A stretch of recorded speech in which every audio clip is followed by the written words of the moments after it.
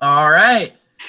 Welcome, guys, to the episode 3 after show for the System Hope Speak High. It has been a while, I know, but thankfully we are back with the after show and are able to discuss what exactly happened tonight. With me, we have Matt from season 2 as well. He was on production for this season, and Eric Taylor from last season, season 3. And we're also joined by 4 contestants from this current season. We might be joined by another later. But we have Oakley, we have Stefan, we have Jocho, and we have Connor. So this episode was titled A Nice Big Zero, which was a quote from Oakley. We're going to start things off by talking about Oakley's game up until this point, because I feel like it's a good thing to kind of focus in on a little bit, because I wasn't able to give too much about it into the episode, mainly because there was a lot happening in this one. Let's just be clear, your arc for Oakley so far has just been, I'm not spending anything. Okay, you know what, Stefan? Stefan, well, it was working. So Oakley, you can take the wheel on that one. So, like, what were your thoughts about, like, you can go into, like, what your thoughts were, like, with your strategy going into the game, and then, like, how it's kind of manifested up until this point. All right. Oh, yeah. Hell yeah. So basically, my whole thing was I was trying to be friends with everyone. And I went in saying, you know what? I know I'm not going to be looked at from the beginning. So I'm not going to spend as many prisms as humanly possible. And turns out for the first 3 rounds, the entire time, it was a nice big 0. Like, I didn't have to spend anything because I knew no one was really lowering me, and I figured at least someone would hint at it if I was at risk. And I also knew that a lot of people were supposedly going to lower everyone. Turns out Justin's a fucking liar.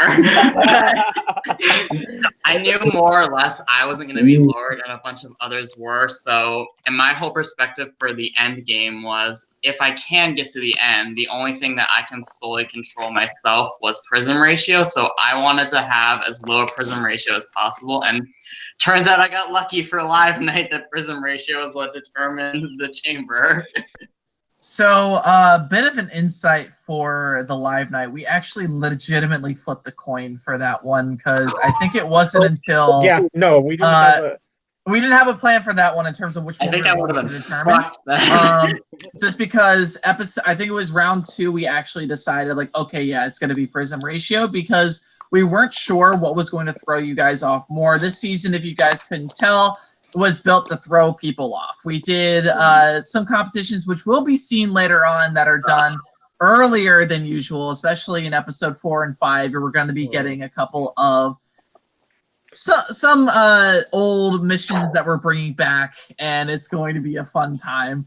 But in terms of, like, how we're actually progressing with the episodes, see, like, episode 3 is the last normal episode you're really going to see for the rest of the season. I love that normal is the word for what we just watched. Normal system, I will say. And it kind of hit these guys like a brick after this one. If you guys watched all the way to the end, you guys saw a little bit of an after, like, credits scene, I guess. That's going to be one of a few for this season.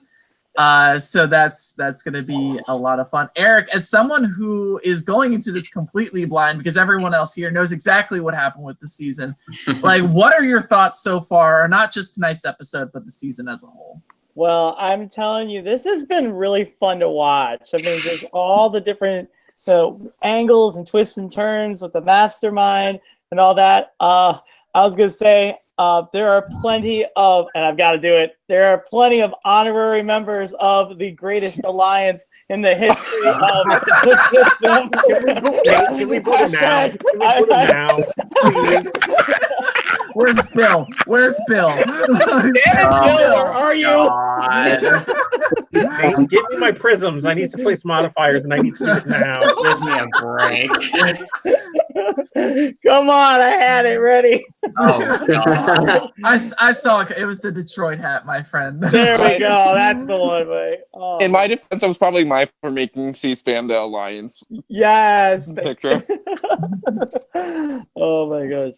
No, but this has been really fun to watch, and just all the twists and turns. It's just been really great to see. Can I ask Eric something, Nate? Go right ahead, Matt. you're going completely blind. So far, who do you think the mastermind is? Oh, okay.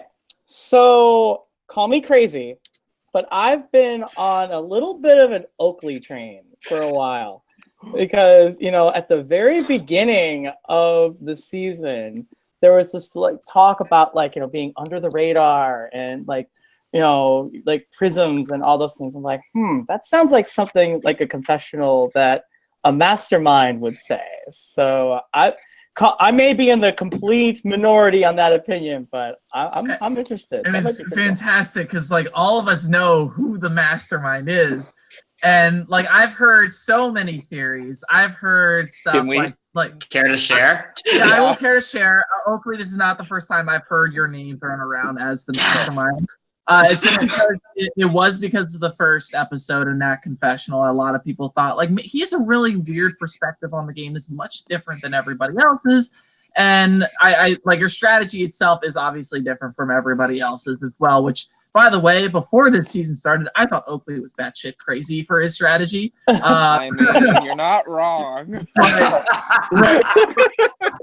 If you thought Oakley if you thought this was the first gleam you've seen into Oakley's strategy, there will be more of Oakley's strategy seen as the season progresses, whether or not he lasts 1 or 2 more episodes or he goes all the way to the end. There will be more of Oakley as it goes on, so look forward to that. But Joe Cho is getting thrown around. A lot of people agree with Stefan. A few people think Stefan is the mastermind, and his confessionals are just to throw people off. I've seen one person think it's Connor. Actually, everyone on this call has been mentioned. Can you tell me who said my name so I can? I am not. No, we I don't didn't name names bother on asking production. 'cause I knew he'd say no. We keep things secret. A couple of people thought it was Ame because of how much screen time she's getting. Let's see who else it was. Ame only gets the screen time because she sucked face with Nate. And shut up. And then Gaston was the other one that every single member of the League of Villains was mentioned as a possible mastermind, as well as Zach. Zach was also mentioned. League of Villains fucking choke me. Oh, they will. You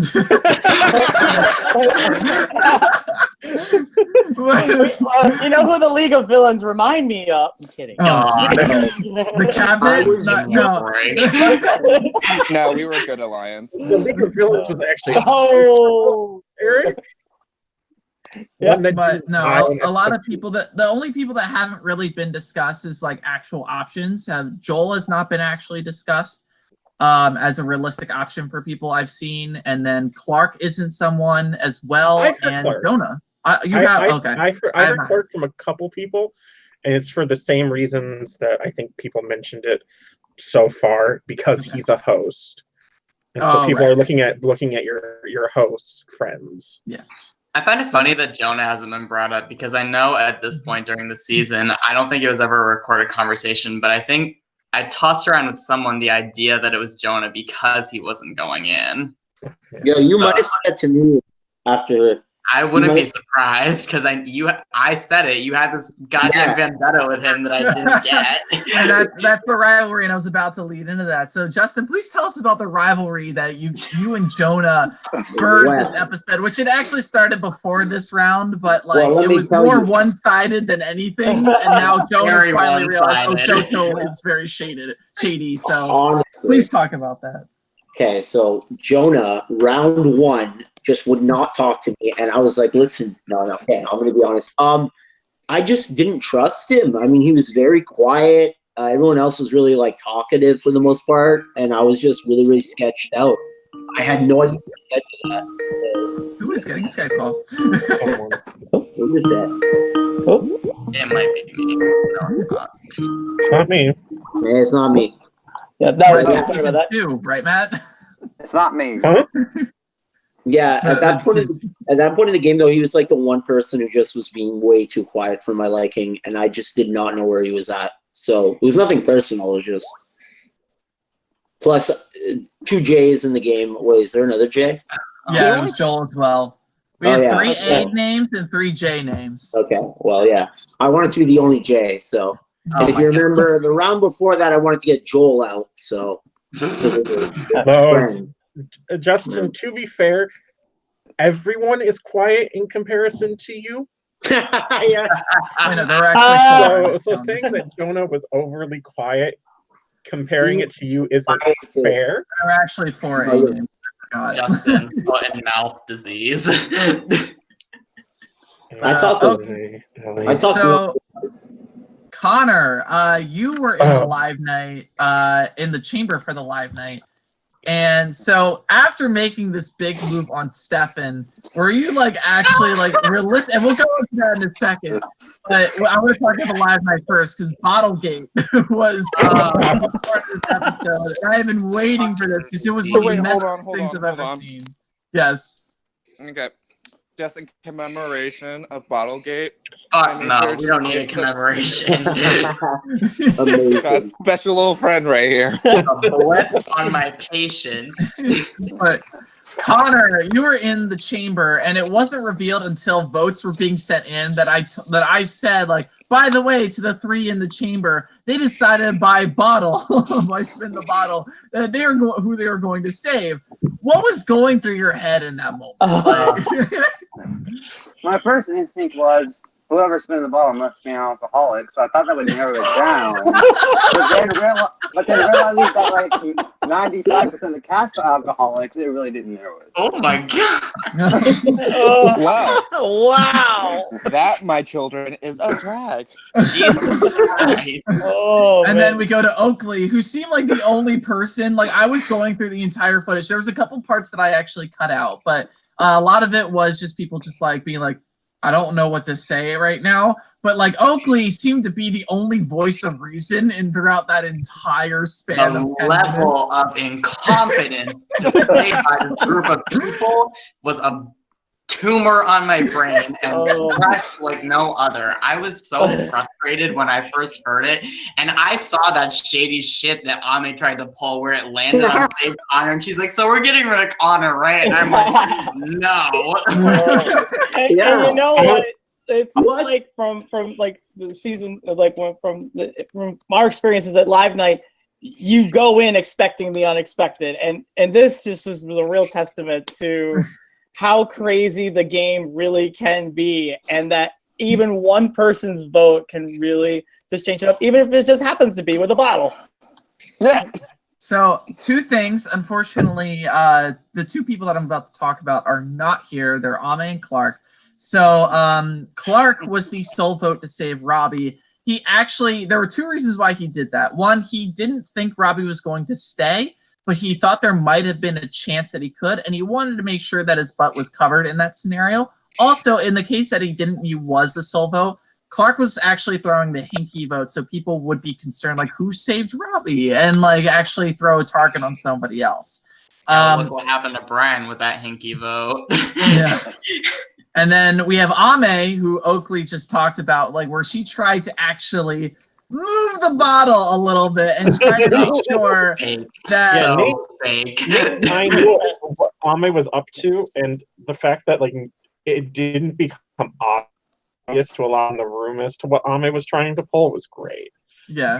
Oakley was the only person. And it was because Oakley was the only person who was not. It was just like the only sane person on this cast was me. So, I would stretch it that far. Oakley. Yes, I would stretch it that far. And then, but Ame, like she was trying. Connor was her target for the round, and she wanted Connor gone. No, that was like some shady ass shit in the moment. Yeah, that was a mess.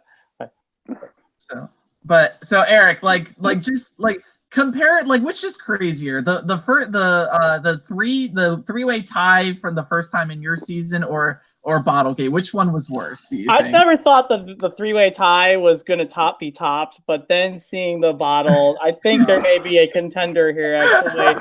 You know, live nights are just a bat out of hell, and nowhere else but in the system. It's always anything crazy. It's like second live night that something weird happens. Right.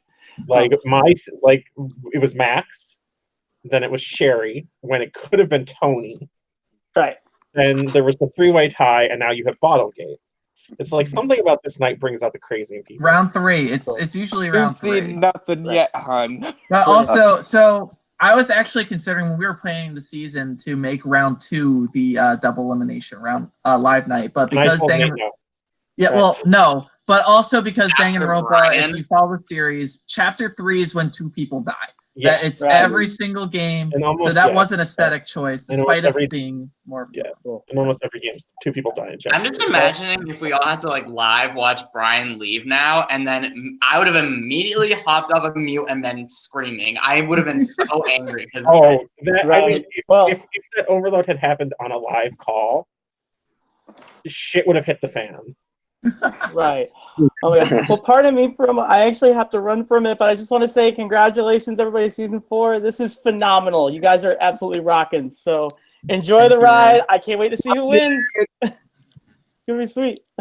See you in August, bro. Thank you. All right. Damn, we lost the All only right, fan. so our only person watching. Stefan, like obviously in your confessional, you said that you had a few people that you thought might have lowered you. You thought it was Robbie. You thought it might have been Zach. You thought it might have been Connor. Who did you actually think lowered you and put you in the chamber? Well, I didn't. Okay, if I'm being like, this is gonna come off really mean. I didn't think Zach was smart enough to do that. If I'm being honest. I agree. What are you talking about? Zach orchestrated the Brian eviction. If I'm being honest, it was probably between Connor and Robbie. I wanted did not think it was Connor. No, it was in my fucking confessional. It was between Connor and Robbie. It was dumb confessional. You dumb bitch. I don't think you actually thought it was Connor. Enjoy your dumb bitch juice. I didn't. Probably I will. Connor was my second choice. Probably thought it was Robbie just because he was not talking to me, and I'm like, well. Throwing my name out. This is giving me just cause. Connor's just being a shady little shit too. So Connor, like obviously a lot of your frustration over the game built up into this moment. This was a big episode for Connor. Connor has been fairly visible in the episodes, but like this is where like from a production standpoint, like we really saw Connor just kind of like take everything he had and just used it. And from a production standpoint, it was amazing to see someone that was on the bottom just not accept what was going on and actually do something about it. And Connor, like, how did it, like, we know, like, it's kind of started with your frustration with, like, the Jonah and Ariel thing, but, like, what really, like, was building up to that? Because that took a lot of effort to really put in stuff, and it took a lot of risk. So first off, I don't know if y'all know this. I'm kind of impulsive, so that played a factor.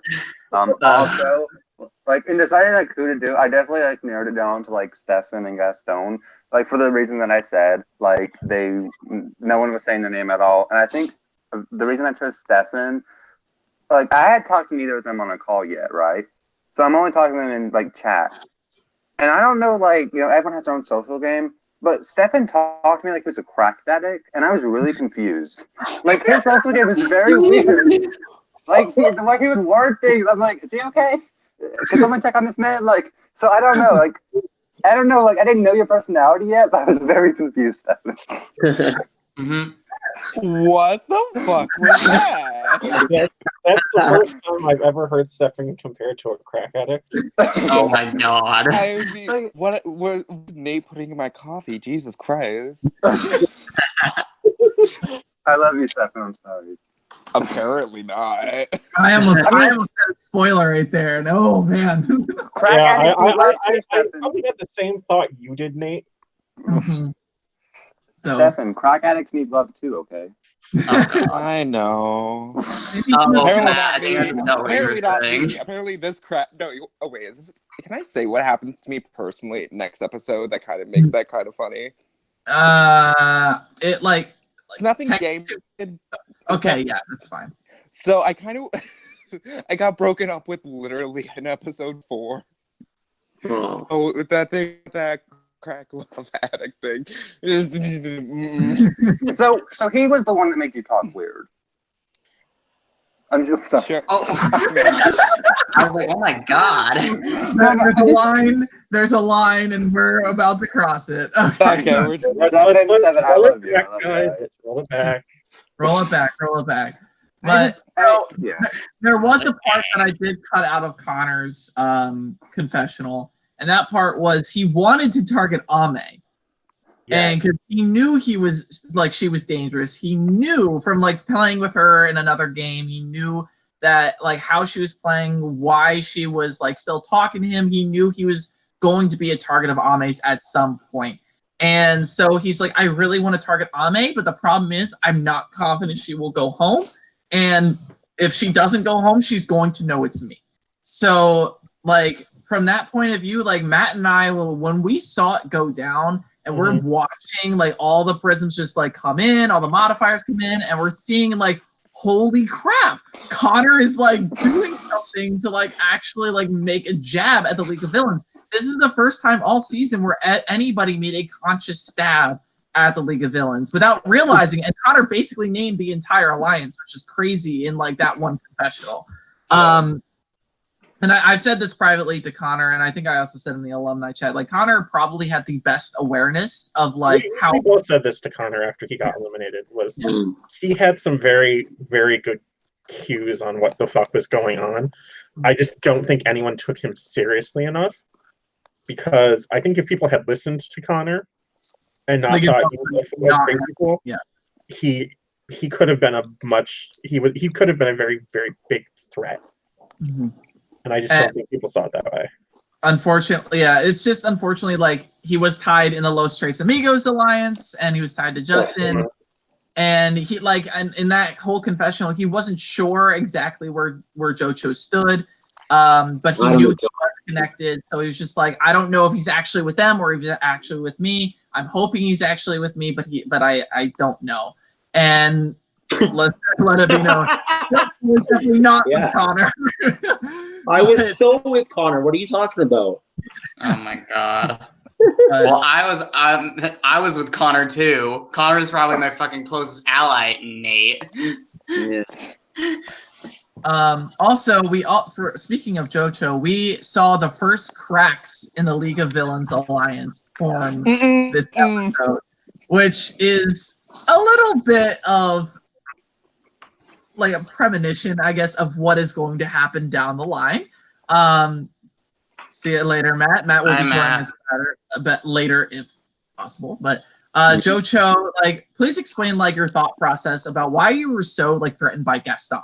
I think Gaston explained it perfectly when he was talking about the competitions. I mean, the guy was just, and I don't know what he's talking about, man. Those competitions were hard. Not the hardest, but you know, hard enough. I'm not good at these org comps, but yeah. And also, he was just so likable, and I figured everyone really, really liked Gaston. I was like, he's scary. So yeah, I wanted him out at one point, but I don't know. We'll see what happens with that. Oh, great. So going into the next episode, as I stated before, episode 3 is the last normal system that you will see for the rest of this game. Next episode, we're going to start really kicking it up a notch with the mastermind. The mastermind will be more of a forefront, unlike what it's been for the past 2 episodes, because we kind of want to get you guys used to what like regular system is like. But next episode, the ending of the next episode is going to be quite big, and like obviously these guys again know what's going to be happening, and these guys hated going through every single moment of it. But back to the matter is, at this point, so we know obviously where Stefan was with who we thought was the mastermind. Oakley, Jocho, Connor, who did you guys think during round 3 was the mastermind at this point? I think at this point I actually think I thought it was Stefan, which is really funny because he thought it was me. So that's hilarious. I'm pretty sure I had switched to Stefan at this point, because in the League of Villains, he kept mentioning people who ended up going into the chamber as a mastermind choice. So I was like, yeah, this guy's totally the mastermind. So honestly, at this point, like after the end of the 3rd live night, I was like so set in my ways that it was Robbie. So I thought, oh yeah, we just eliminated the mastermind, and maybe a new one's gonna be put in, and we can play Whodunit again. And turns out I was wrong. Connor, who was your guess at this point in the game? My guess, I was kind of confused. Not the best time. So, Linguini.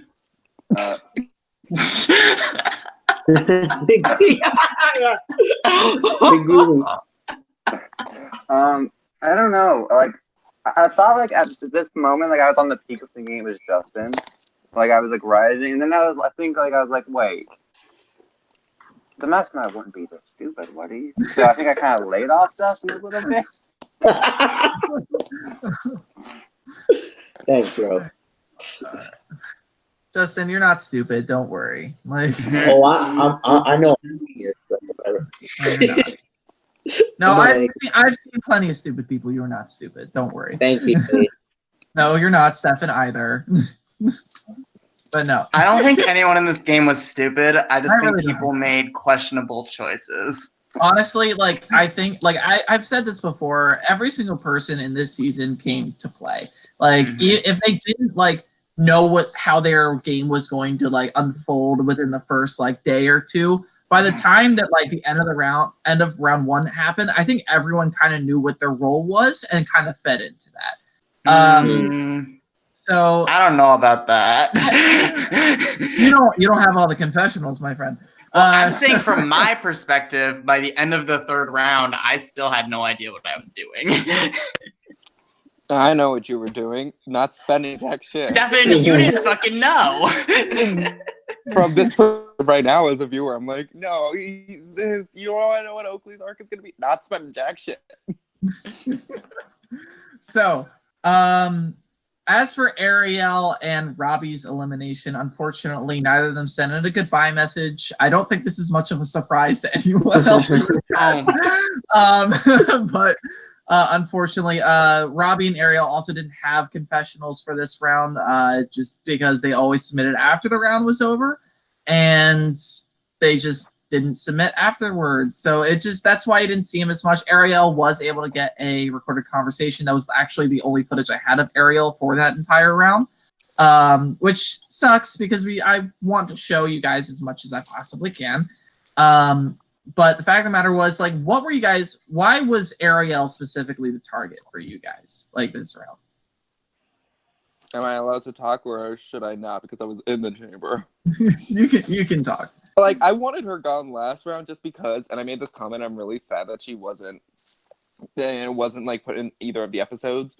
But when someone brought up the idea of using Ariel as a meat shield, like it was either Clark or Zach, because was going to go in there, we could always take her out. And I'm like, no, a meat shield would be like someone who's either like putting in a lot more effort or talking or competition. But Ariel was just kind of there.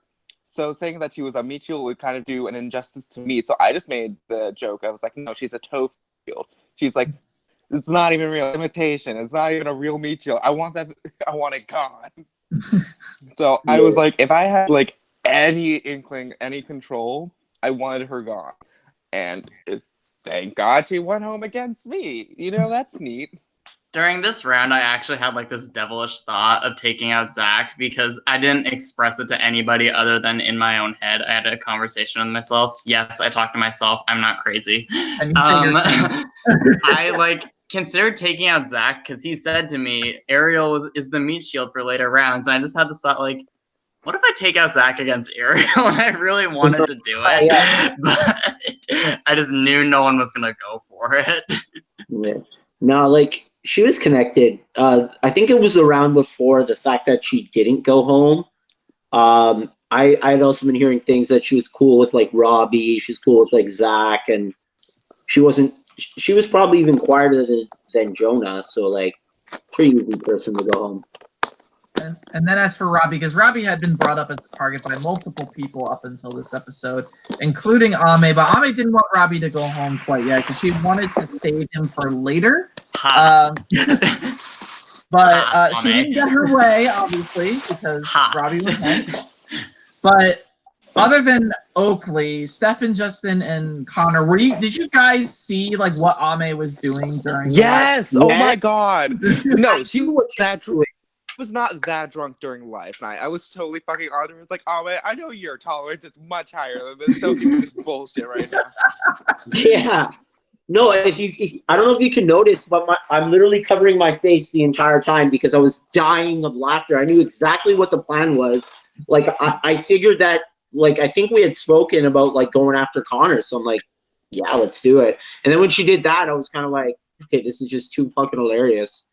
So yeah. And then Connor, like obviously you weren't there for it, but I thought it was funny. Yeah, it was funny. Yeah, I loved it. But no, when that started to, like from a production standpoint, there was another key moment of the live night, and that was Joel. Joel had a very big presence this round despite not getting confessional. Mainly because there was this thing, his actions that were happening during those calls and everything were just fantastic in itself. But Oakley, you were on call with both Gaston and and drunk Joel. Oh God. First, we're gonna talk about like the prism, like how much prisms. Did you guess that maybe Gaston wasn't telling the truth in that moment? I had a very I had an inkling that because Gaston kept saying, and I think he said in previous rounds when he was talking to me that he had done fairly well. So when he had this oh no, I don't have over 100. I didn't know he had that many, but I knew that at that point, I think the thing on our call said I had 95 or something. So I figured that he had to maybe have at least as much as me, and because I knew he was doing well, even though I did really well in the previous one. So I didn't know he had that many, but when he reacted like he didn't have a lot, I knew that he wasn't telling the truth. And then as for dealing with drunk Joel, okay, so you gotta understand, I enjoyed Joel's candor with me during that moment, but at the same time, I was sitting there I don't know what to do. This is uncomfortable. I kind of need to find a way to sneakily get away. And I think that it wasn't shown, but towards the end, I was like, well, I got to go to bed. And then I got off with Joel and I went and made a confessional about it. Yeah. Amazing. So, it wasn't shown that Joel had lowered in the confessional. It was talked about by Oakley that he tried to tank Robbie. I'm gonna actually pull up the spreadsheet really quick of everybody's scores and everything because I know Robbie was very close to being put into the chamber for the round. So just check this really quick. My computer is being very slow tonight for some reason. Thank you, Steam, for being a piece of crap. Steam is doing its best, okay? Don't be rude. Oh, I mean, Sony's doing its best, but I'm not very happy with Sony right now. Yeah. But no, so by the way, here's my standard "screw you, Sony" comment. But let me see. Yeah. So here's the thing with Robbie. Robbie actually had a popularity score of 28 that round, so he actually was put so low that he went back up to 28 and was the safest person. Where have we fucking heard that story before? So that's why watching this don't know, but we have a lot of stories like that. Because Joel dropped him by 10, and I think someone else, I think it was Gaston, who dropped him by another 6. And that's just enough to bring him back over. Then let's see here. Who's next to go in? The next person was Clark, actually. Clark was the next eligible person to go into the chamber. It wasn't close.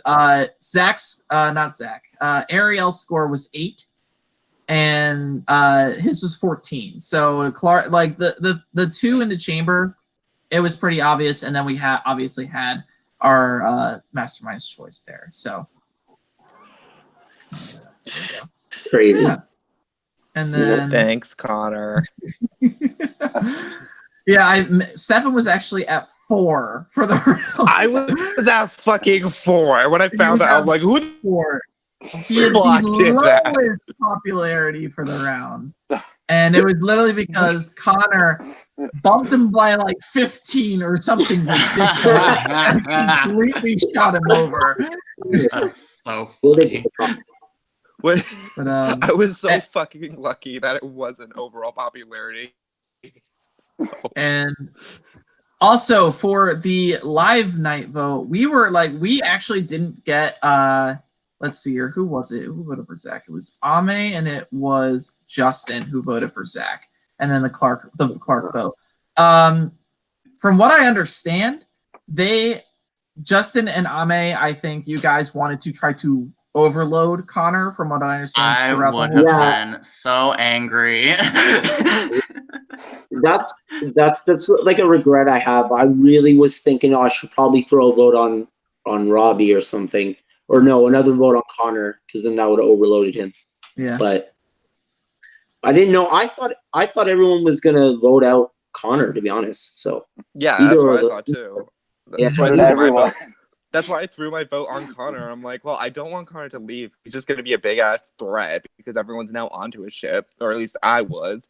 And I was gonna make damn sure he was targeted.